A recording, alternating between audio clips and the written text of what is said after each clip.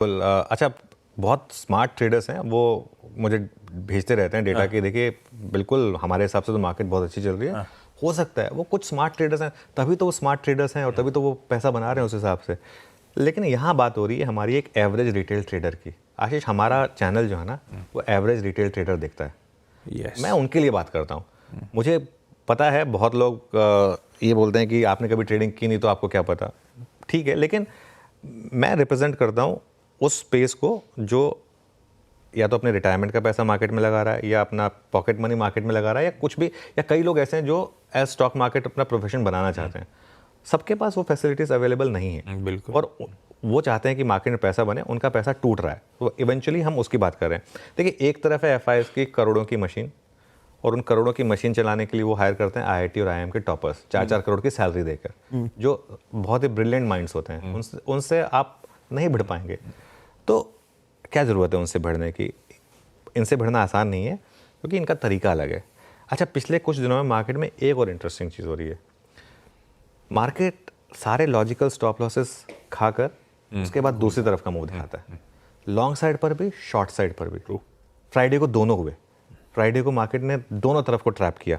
एक एग्जांपल देता हूँ, फ्राइडे को फर्स्ट हाफ में शॉर्ट्स को ट्रैप किया, उसके बाद मार्केट इस तरीके से घूमा और डे हाई पर बंद हुआ, उसके बाद मंडे और कल के बीच में वो सारे लॉन्ग ट्रैप हो गए होंगे। बहुत लोग होंगे जिन्होंने 24,300 पे बेचा होगा, फिर 24,180 से मार्केट घूमा, फिर उन्होंने 24,700 पे खरीदा होगा कि अब ये ब्रेकआउट आ रहा है, और वहाँ से मार्केट फिर घूम गया। तो ये चीज़ें हो रही हैं मार्केट में, है ना। तो इसमें बहुत लोग दोनों तरफ पैसा लूज़ कर रहे होंगे। सेबी ने वीकली एक्सपायरी बंद करके एक अच्छा काम किया, कुछ हद तक रिटेल को बचाया। ट्रेडिंग ही नहीं करेंगे तो लॉस कहाँ से होगा, है ना।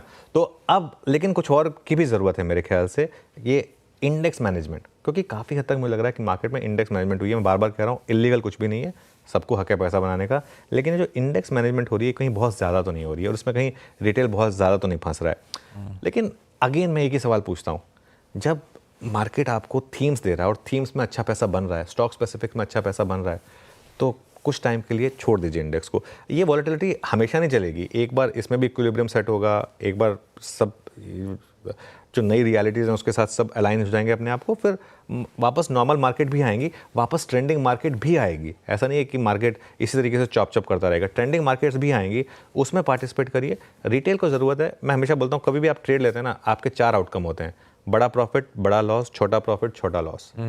बड़ा लॉस को एलिमिनेट कर दीजिए, छोटा लॉस तो होगा, वो सबका होगा, अच्छे से अच्छे ट्रेडर को होगा। बड़ा लॉस को एलिमिनेट कर दीजिए।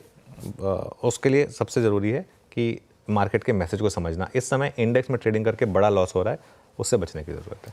बहुत बढ़िया।